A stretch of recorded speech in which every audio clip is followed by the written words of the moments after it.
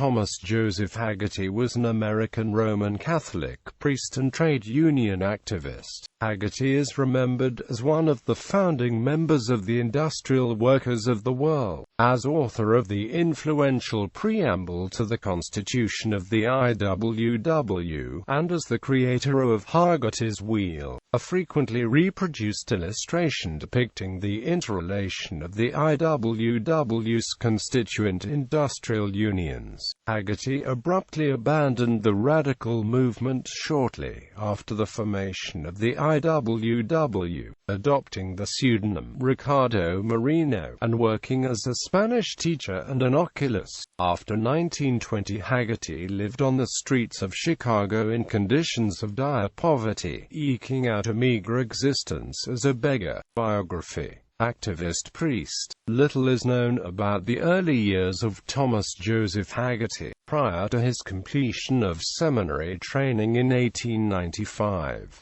he is believed to have become a Marxist about 1892 and to have spent his early life attempting to rectify the teachings of the Church and the socialist movement throughout his early life. Hagerty's first posting was to St. Agatha's Parish in Chicago in 1895, where he served as assistant to the rector. He was assigned to St. Joseph's Church in Cleburne, Texas in the Diocese of Dallas in 1897 before being promoted to rector of Our Lady of Victory Church in Paris, Texas in 1901.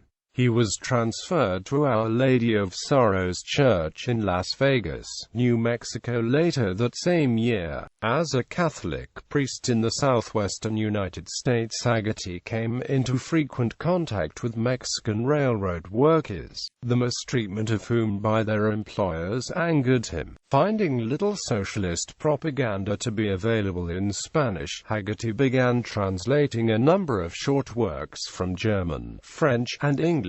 Hagerty was warned by the railroads to stay out of labor relations. He told a messenger, "Tell the people who sent you here that I have a brace of Colts and can hit a dime at 20 paces." Upon arriving in New Mexico in 1901, Hagerty became associated with the American Labor Union and the Western Federation of Miners. During the summer of 1902, Hagerty went on a tour of mining camps in Colorado with Socialist Party of America orator Eugene V.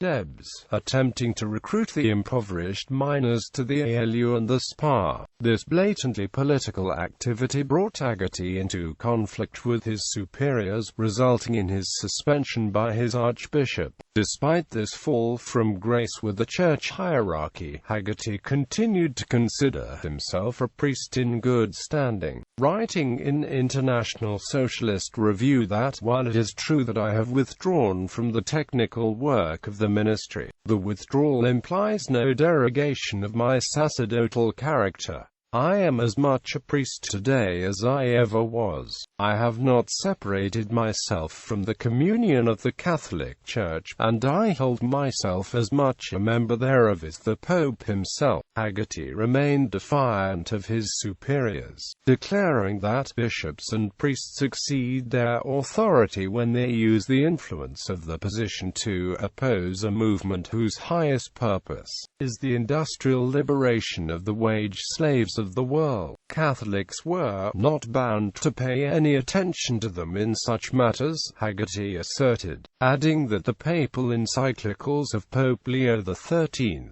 against socialism have no more authority than that which attaches to the opinions of any private theologian. One chapter of Hagerty's life was at an end.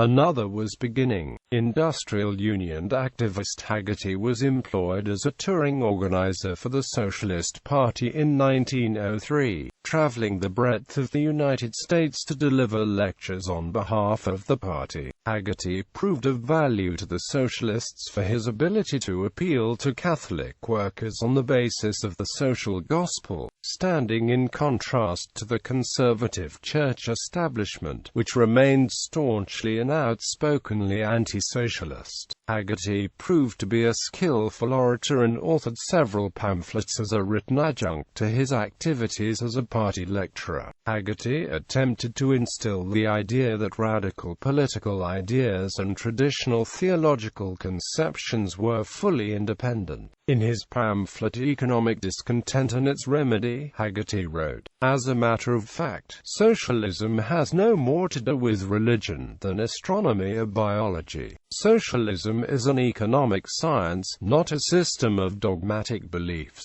It is as much beyond the scope of socialism to deal with divine revelation as it is beyond the range of the Republican Party to advance a new exegesis of the Davidic Psalms. If there are atheists and infidels in the Socialist Party, it is not the fault of socialism. They have as much right to membership there as in any of the other political parties under a free government.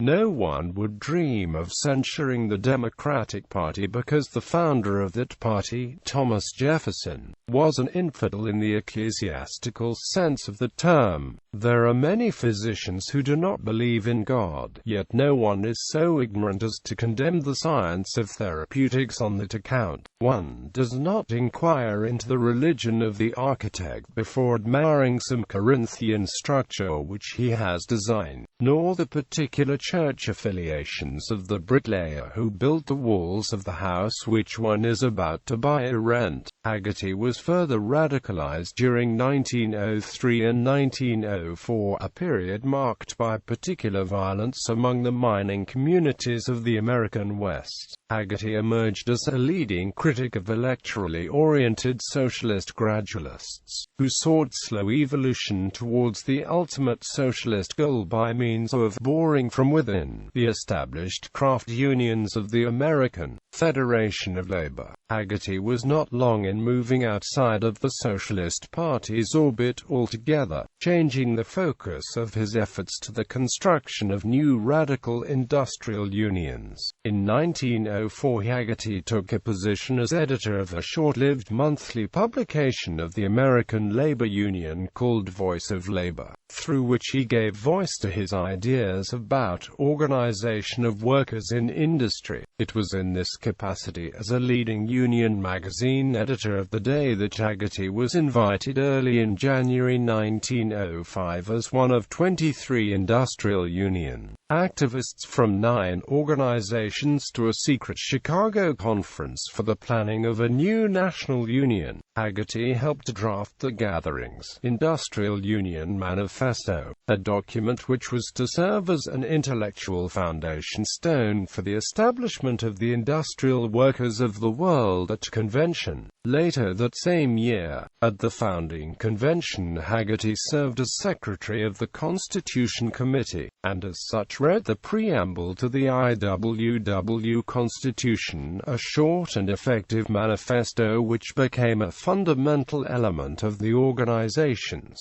official doctrine for decades to follow. Hagerty favored direct action, as opposed to political action of the Socialist Party and its left-wing rival, the Socialist Labor Party, referring to them as socialists.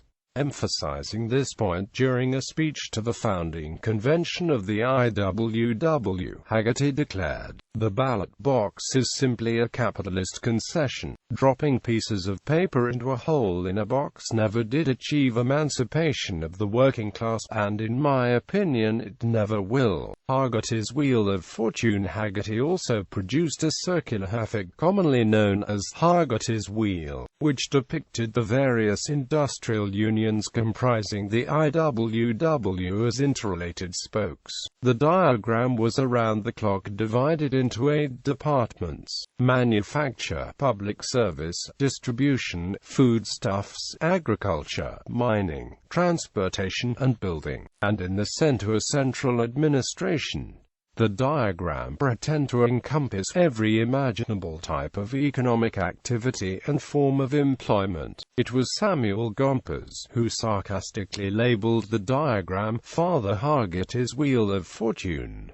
Later years, shortly after the formation of the IWW in 1905, Thomas Hagerty suddenly dropped out of the radical union movement. Hagerty severed his connections with both the church and the IWW, adopted the pseudonym Ricardo Moreno, and henceforth earned his living as a teacher of Spanish and an oculist. From 1920 until the time of his death, Hagerty Moreno lived as a derelict on the streets of Chicago's Skid Row. The few of his old comrades who located Hagerty in Chicago found him, in the words of Roland Bohr, living in deep poverty, eventually reliant on soup kitchens, a few cents from passers-by, missions for a bed, and free concerts to keep up his cultural interests. Hagerty Moreno's death passed unremarked, probably sometime in the 1920s. Works: Socialism and Freedom of Conscience. Title listed among Hagerty's works in Economic Discontent. No known copies. Why Physicians Should Be Socialists. Detroit, Indiana. Standard Publishing Co., 1902. Economic Discontent and Its Remedy. Detroit, Indiana. Standard Publishing Co., 1902. Socialism versus Fads. International Socialist Review, Volume 3, No. 8 pp. 449 to 453.